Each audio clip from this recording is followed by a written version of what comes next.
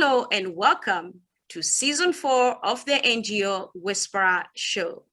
My name is Dr. Carolyne Opinde. I'm the founder of the NGO Whisperer and the convener of the NGO Whisperer Masterclass, the official sponsors of the NGO Whisperer Show. Joining us today from Johannesburg, South Africa for part 1 of Young Global Entrepreneurs Empowering Women and the Youth is Dr. Bukirwa Irene Kamara, the founder of Young Global Entrepreneurs. Dr. Irene, welcome to the show. Thank you so much, Dr. Carolyne, for inviting me. I'm really honored and privileged to be on your show.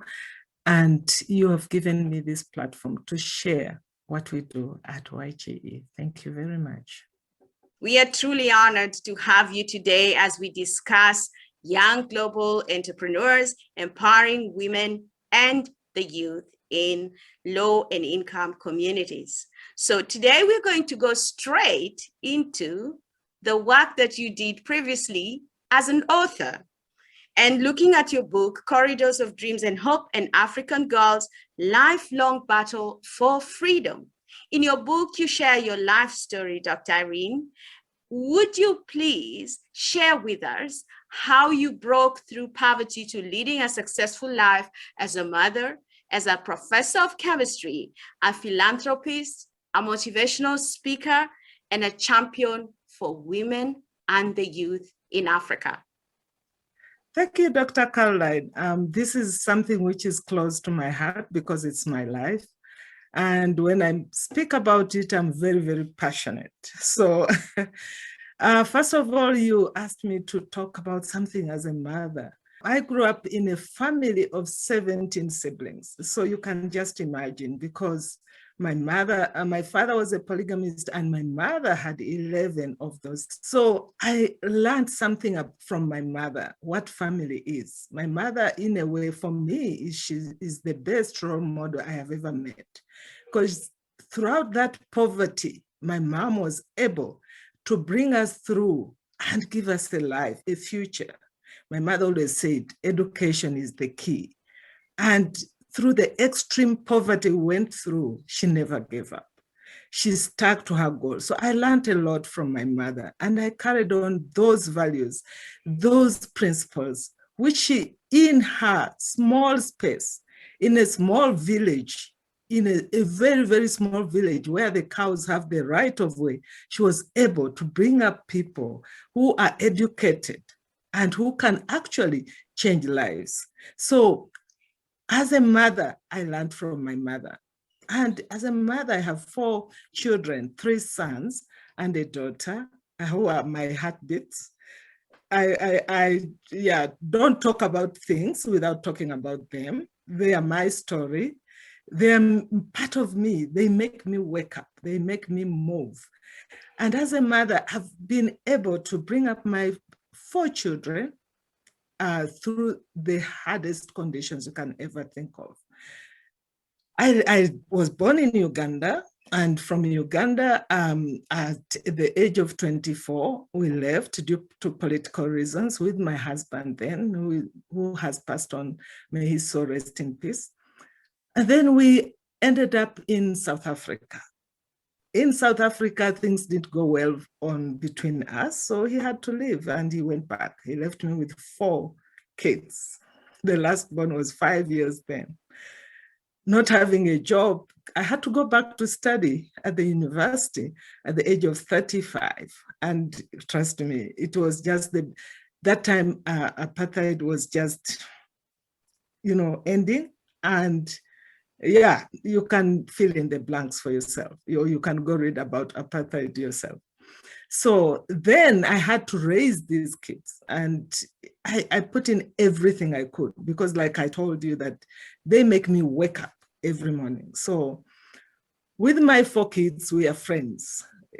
Because for me, relationship is very important. They are my best friends.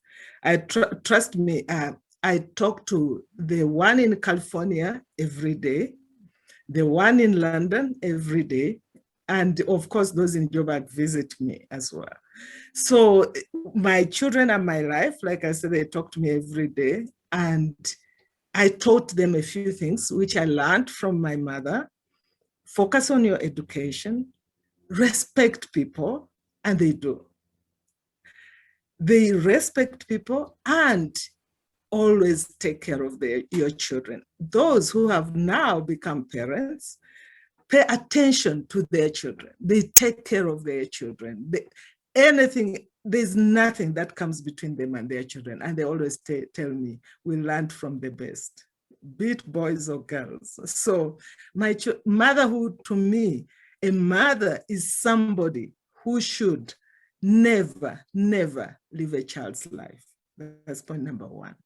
And even when you're there, don't tell me you're poor, you can't do something. Yes, you can. My mother used to listen to me. Even if she didn't know English, she would buy books for me and say, you know what, you have to get through university. One day, you must reach the highest. She didn't even know it was university. When I got my PhD, she didn't know what it was. So as a mother, you are the anchor to a child's life. It doesn't matter. I'm not saying fathers are bad, don't take me wrong. But when a mother is in a child's life and does whatever they can, that child will succeed. So motherhood is very important to me. Right now, my children are well educated. They all have more than one degree. One is working in California. He has an MBA even from Stanford. He has CFA. My daughter is in London. She studied BCom. She's also now studying another degree. You see, they have learned from me. She's gone back to study health sciences, and she's very busy with that. My firstborn studied architecture. He went back to study another degree, which is animation. So my lastborn studied engineering, and he's now busy trying to study MBA. So you can see, you, the mother, are the one who will direct your child. Let me tell you that. Some fathers, yes, but the mother, they listen to the mother. They emulate the mother. And I'm not taking away anything from the fathers. Please don't take me wrong. So I'm speaking in my capacity as a mother. I am an educator. I'm a teacher. And this is something which is also very interesting from my side. When I was growing up, I never wanted to be a teacher. I told myself, I won't study education because I don't want to be teaching people. I went on to study my PhD in chemistry. I worked as a scientist in an oil company, and yeah, it was okay, but there was something lacking. I knew I was in the wrong place because something was telling me you are in the wrong place. I had to go back and study education. I got a degree in that. And I lectured, you won't believe it. I became a lecturer as an educator at a university also in South Africa. I supervised students in their research, chemistry with masters and PhDs. Can you imagine when you have a calling, you can't run away from it? And then I found myself, okay, I'm tired, or there's not enough money and I'll get out of here. And I did, went to industry. Guess what? I stayed there for a few years and now I'm back in education. And this is because I enjoy making a difference in people's lives. When you are in the lab, there are no people there. I love chemistry, but I enjoy. My best is to take care of people, to see people grow. And I think my life revolves around that. Then because of enjoying working with people, I realized, okay, I've been in education. I see how many people graduate and they don't have jobs, okay? Having grown up in a very, very poor background, I knew what it meant to be poor. I saw these kids in university struggling, coming to me. Those who get a chance to read my book, I talk about one of them in particular, and it went well enough. He is now a doctor in chemistry. He's doing very well, and he's supervising other young people. That's fantastic. I passed on the skills. But because of that, looking at people struggling, studying the wrong things, and getting out there and not getting jobs, not the wrong things, but not having jobs. And also my background, I decided, okay, these kids I used to help in university to succeed. How can I still help people? How can I make a difference? Remember, my motto is make a difference. So I had to go to look around, what else can I do? What else can I do? And I said, okay, there's something you can do in your space. There are people there on the streets. There are people who have no food. Teach them something. You're a teacher and you love helping people. There has to be something. Of course, I didn't have funding. I don't have money. And that's when I met my best friend. Guess who? Carolyne. She told me, look, let's start. You can do something. And I said, wow, actually we can. You don't have to have much. So we went, I identified places. I started taking money from my pocket to help these people. When I was at the university, I helped a lot of students. I still help people from home, everywhere. That's my biggest problem. Somebody can help me, tell me, how can I get out of that? Because I'm not a rich person. Yeah, then motivational speaker, of course, I've motivated you already. Haven't you heard what I've said? Yeah, so as a motivational speaker, I promise you, I talk to everyone. I don't know what's my problem. Because even when I'm traveling in an airplane, I meet people. I don't leave without taking your card. Can you believe it? It doesn't matter whether you want to talk to me or not. I'll still find a conversation. So my attribute of speaking, my children say, Mommy, you speak too much. So, and if we are in the queue, I'll talk to somebody and I'll motivate you. I don't just speak to you. I don't have to have a platform. My platform is everywhere. I've spoken on official platforms where people invite me, but I motivate people every minute I get.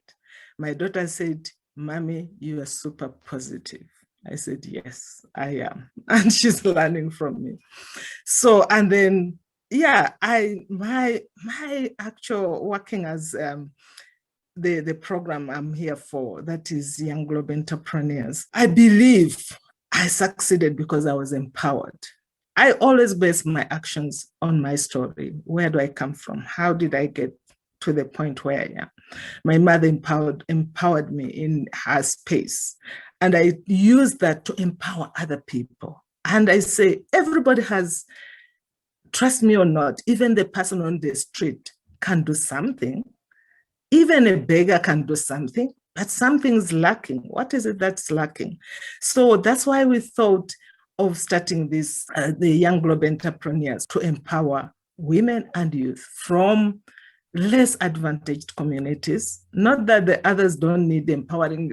There are so many people who need empowering, but these ones, they are in dire need. They need somebody to hold their hand. And so that's where the empowering of women and youth came in. And we are making strides with Dr. Carolyne.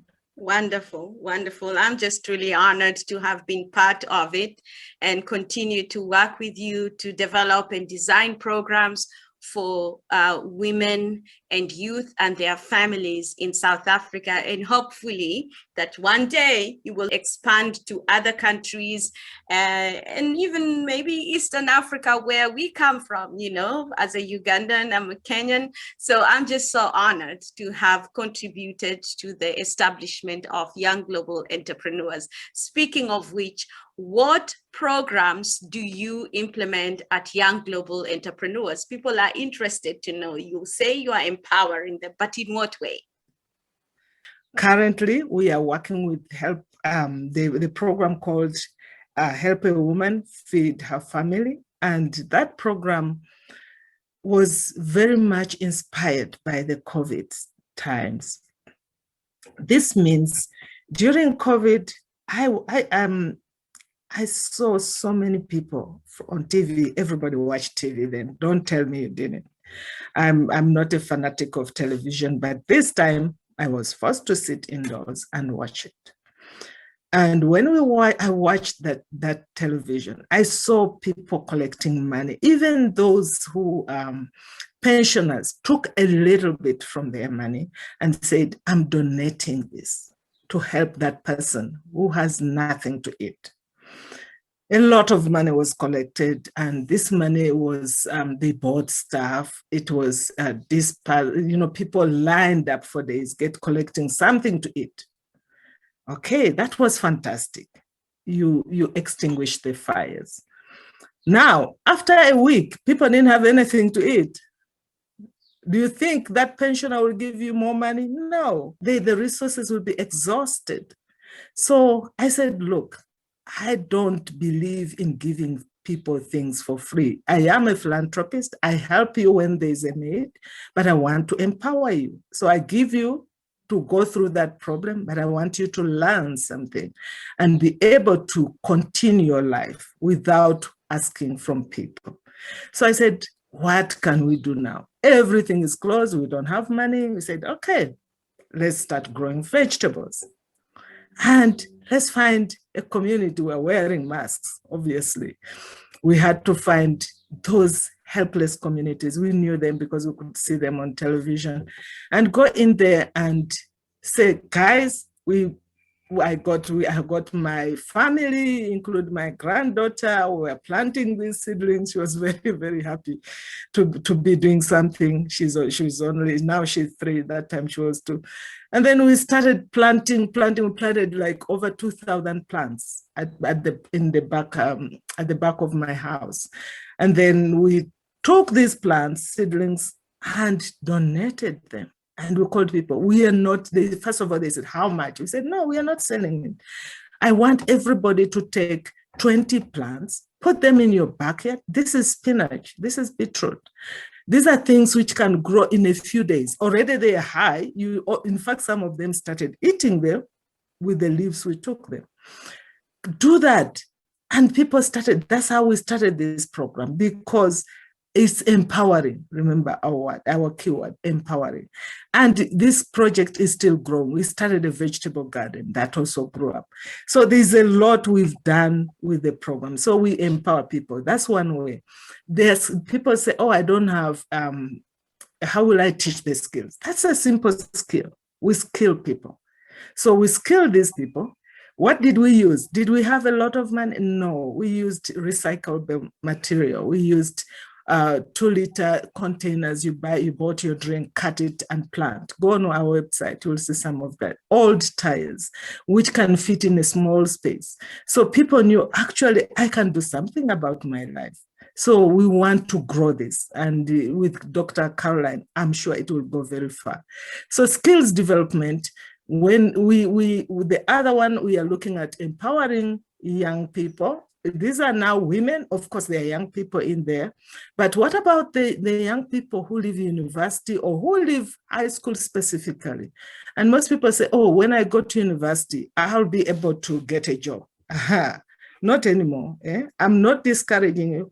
Get your qualifications, skilling yourself, and I mean, getting a degree is very, very important because you learn more out of it. You learn how to implement things. You learn so many things that a person who didn't go to university doesn't know, but doesn't mean that going to university will get a job. So now we are looking at all those people from university and from high schools. We all know that unemployment is bad, really, really bad. And governments are also stuck. What can they do? So we get those people. We want to teach them. Africa is rich. We have so many things.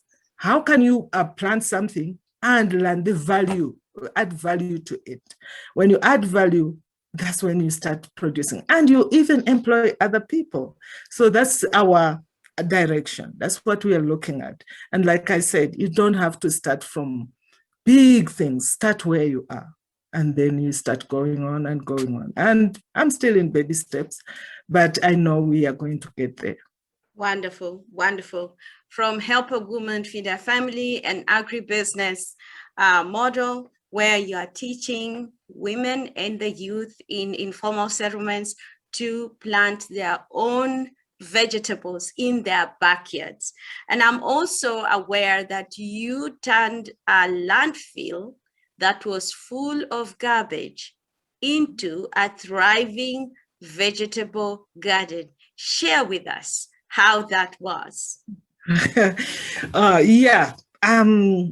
When we started when we helped the women start vegetable gardens in their backyards, we realized, wow, of course I read. We were reading how many people are doing things, community gardens. And this for me meant something. What does it mean? You don't only get people to feed themselves, but you unite people. People are no more caring about each other. Everybody enters their room and that's it. So we said, okay, we approached the people in power, that's the government, because that's not our land, and got permission. We believe in partnerships. And they said, okay, go ahead, whatever you want to do. And with the people, we're only a team of 4 people. But with the people there, we started from that, as Dr. Carolyne has said, was a dump where they dump garbage. We started, the rats were, unbelievable. They were eating our spinach. We had to come up with things we didn't even know existed to start protecting the vegetables. And we worked with those people. They cleared up, we dug up. Within about 4 months, we had a thriving community vegetable garden. We sold the spinach, won't believe it. They were selling it. We gave them, you see, we are empowering them. Told them, okay, sell them, open a bank account. And guess what? The leaders decided, wow, this is working. How can we even build more of this? Because we have space. So I said, well, this is it. This is what we want. How can you multiply this project? And that's where we are now. We are trying to get ways we can build more of this. So the money we got from there, we are saying, okay, this money is not for YGE. This is your money. You've worked for it. What can we do which can empower the community? So we are looking at putting this money into a crèche where the kids can go to study, because there are a lot of kids who are not in school. How can we get the kids to start studying? And maybe that will be the beginning of a school, because we built a school when we first came here to South Africa. We started in a garage. Please read my book. You'll find all that information. Wonderful. And from there, now we have a high school where all my children graduated from. All these graduates, I'm talking about my children and other people's children, of about 90% of the children who go through that school end up as graduates. What did we do right? So we can bring back that model and build another school. Wonderful, wonderful. This is really amazing, looking at the work that you did. And this is not even all. Dr. Irene is not even giving us the full story here. As you've just heard, she's just mentioned to us that she also founded a school way back with her children, starting with her garage. And that school has ended up being adopted by the local community and the local government, and it's still in existence. And that is the same school where her children, who are now graduates and holders of 2 degrees at least, and now they went through that school, and that school is still in existence. And that same model, she's planning to set up a school starting from a kindergarten, or what we call a crèche in South Africa, to having a full primary school and maybe even secondary school in communities that are underprivileged. Thank you so much, Dr. Irene, for joining us for part 1 of Young Global Entrepreneurs Empowering Women and the Youth.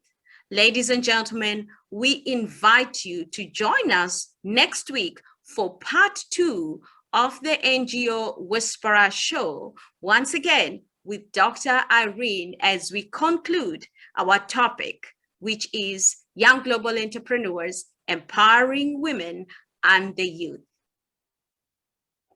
Thank you, Dr. Carolyne. I look forward to the next episode of our show. and I will be ready for you. Thank you very much. Wonderful. Ladies and gentlemen, we invite you to subscribe to our YouTube channel and follow us on social media. As always, it's all about connecting people, raising funds, and impacting lives globally.